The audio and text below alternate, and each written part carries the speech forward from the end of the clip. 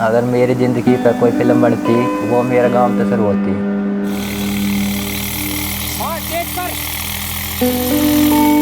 मेरे गांव का नाम शेरपुर है जो हरियाणा के गुड़गांव डिस्ट्रिक्ट में पड़ता है। मेरे गांव के जो लोग हैं वो ज़्यादातर मिडिल क्लास के हैं। इनमें से कुछ लोग खेतीबाड़ी करते हैं, कुछ पशुपालन करते हैं और जो जवान बच्चे हैं वो आर्मी की तैयारी करते हैं।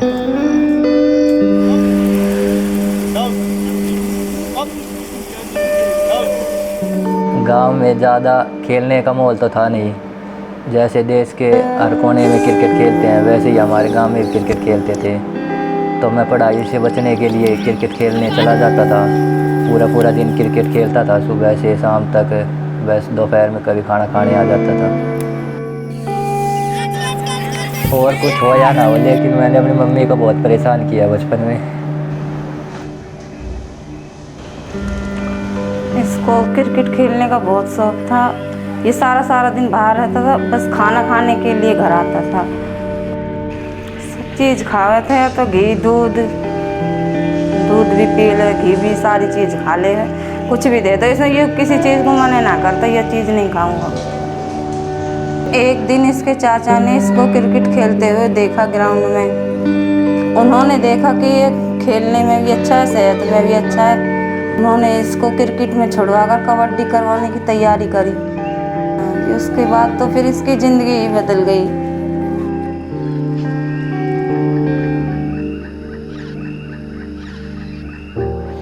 गुमान बचपन से ही बड़ा ही शरीफ प्रवृत्ति का बच्चा था। कभी किसी के साथ झगड़ा नहीं करता था, कभी किसी चीज़ के लिए जिद नहीं करता था। जैसा उसको मिल जाता था, जो भी हम अरेंज कर पाते थे, वो उसी में खुश रहता था। इसलिए मेरे दिल में उसके लिए कुछ स्पेशल जगह थी और उसके लिए अपार प्रेम था मेरे हृदय में। मैंने बचपन में ही उसके क्रिकेट के गेम को छुड़वाना पड़ा, क्योंकि क्रिकेट का कोई गेम हमारे लिए ठीक नहीं है, क्योंकि इसमें बहुत ज़्यादा अप्रोच और पैसों की ज़रूरत पड़ती है। अमीरों का गेम है ये। और कबड्डी हमारे लिए बिल्कुल उपयुक्त गेम था उस समय, क्योंकि कबड्डी में क्या है, एक लंगोटी बांधो और अपने ग्राउंड में उतर जाओ, बस काफ़ी था। पर समस्या ये थी कि हमारे गांव में जो खेल के लिए बुनियादी सुविधाएं होती है, जैसे कि एक थोड़ा बहुत किला या आध किला में जो इतना भी ग्राउंड होगी जहां बच्चे प्रैक्टिस कर सके, वो ग्राउंड भी नहीं था हमारे पास। इसलिए मेरे पास थोड़ी सी ज़मीन थी, उसी में मैंने इसका ग्राउंड बना के और इसकी प्रैक्टिस वहाँ पे शुरू कराई। जब इसकी ट्रेनिंग फिर शुरू हुई तो पहली चीज़ तो इसमें मैंने ये देखी कि इसका डील डोल और बॉडी स्ट्रक्चर बिल्कुल कबड्डी प्लेयर के लिए उपयुक्त था।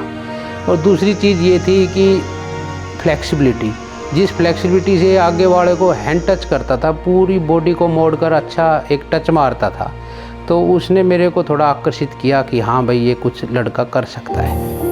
सुबह 6 बजे, ठीक है। लगभग 3 साल ये मेरे पास रहा, खेला है, लेकिन उस दौरान मेरे को ये कमी खलने लगी कि जो बच्चे थे जिनकी मैंने टीम बना रखी थी अपने गांव में, प्रैक्टिस करवाता था जिनके साथ, तो बच्चे कुछ तो जॉब पे लग गए, जैसे आर्मी वगैरह में, कुछ इधर उधर अपने काम धंधे पे चले गए, तो इसकी प्रैक्टिस की वो रेगुलरिटी यहाँ पे थी नहीं। तब मैंने ये फैसला लिया कि गुड्डू और इसके दोस्त मनीष को बाहर कहीं एकेडमी में भेजा जाए, ताकि ये अपने गेम में और ग्रोथ ला सके और अच्छी तरह से प्रैक्टिस रेगुलर कर सके।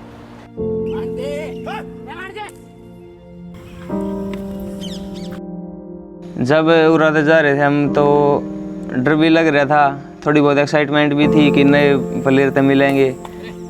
यहाँ तो सब कुछ चेंज ही था। लेवल तो उनका फालतू ही था, कई साल हो गए थे खेलते, हम तो शुरू ही करी थी हमने जब। पर उनके साथ खेलते खेलते 1-2 महीने में सब नॉर्मल हो गया था। उनके साथ जैसे हो गए थे प्रैक्टिस करके उन जैसे हो गए थे फिर हम। उसके बाद टूर्नामेंट खेलने लग गए थे। टूर्नामेंट में पहले तो थोड़ा बहुत नए खेले तो थोड़ा बहुत डर भी लग रहा था, परफॉर्मेंस भी नहीं अच्छी आ रही थी। पर उसके 2-3 टूर्नामेंट के बाद सब ठीक होने लग गया था, परफॉर्मेंस अच्छी हो गई थी और हाँ ये हो गया था कि ये सही चल रहे हैं।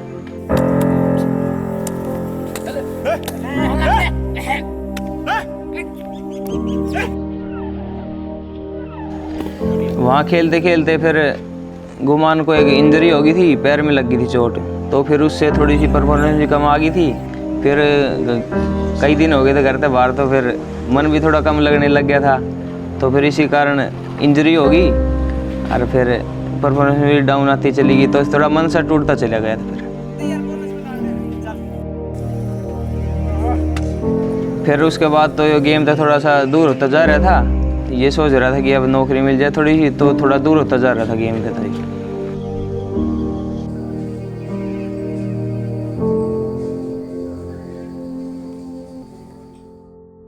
मेरा पानी उतरता देख किनारों पे घर मत बना लेना, मैं समुद्र हूँ सैलाब के साथ आऊँगा। 20 राउंड चाहिए 15 मिनट मुझे में। ये बिल्कुल भी मंजूर नहीं था कि ये कबड्डी से दूर जाए, इसलिए मैंने इसको दोबारा वापस वहाँ से इसको घर पे बुलाया और इसका दोबारा से शेड्यूल किया, और जो इसकी बेसिक जो कमियाँ थी उसको मैंने दूर करने की कोशिश की। चल लास्ट 5 मार, लास्ट 5। तो किसी भी कबड्डी खिलाड़ी में ताकत, फुर्ती और एक स्ट्रॉन्ग दिमाग का होना ज़रूरी है। तो इन सभी चीज़ों पे मैंने काम करना था, तो इन सभी चीज़ों पे पार पाने के लिए मैंने एक शेड्यूल बनाया इसका। रोज़ सुबह शाम इसको वो मेहनत करवाता था उस जो शेड्यूल में बनाता था, और ये भी पूरी तरह से उसमें जुट गया था। चल चल चल। शुरुआत में कुछ दिक्कतें आ रही थी, जो स्पीड पहले थी वो अब नहीं आ रही थी, जो पावर पहले थी वो अब नहीं आ रही थी, वो जिस जोश और जुनून के साथ पहले खेल रहा था वो चीज़ें अब थोड़ी फीकी पड़ रही थी। तो मैंने इन्हीं चीज़ों पे काम किया और दोबारा से इन चीज़ों को वापस इसके अंदर ले आया।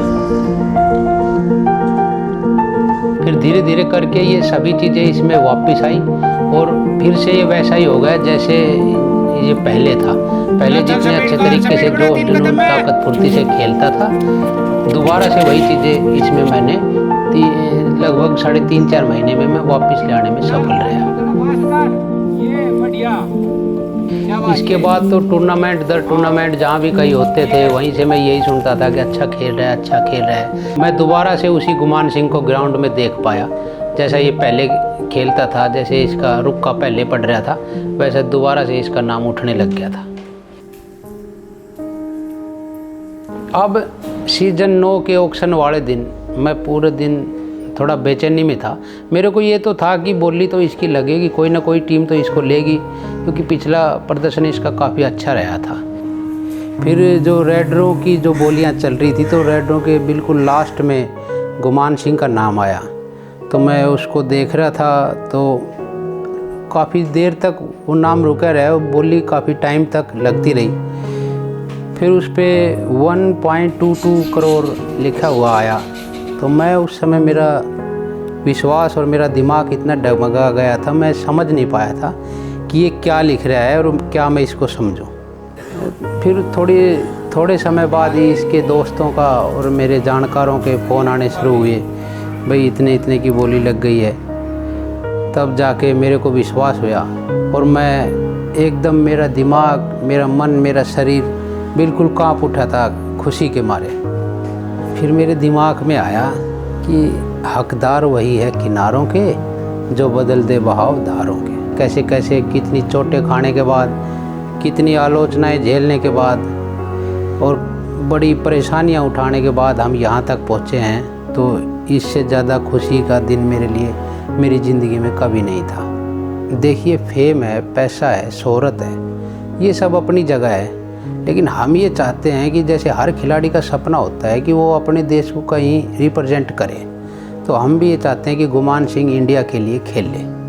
और इन पैसों से भी ज़्यादा खुशी मुझे उस दिन होगी जिस दिन ये अपने देश के लिए खेलेगा और मेडल जीत के ले आएगा।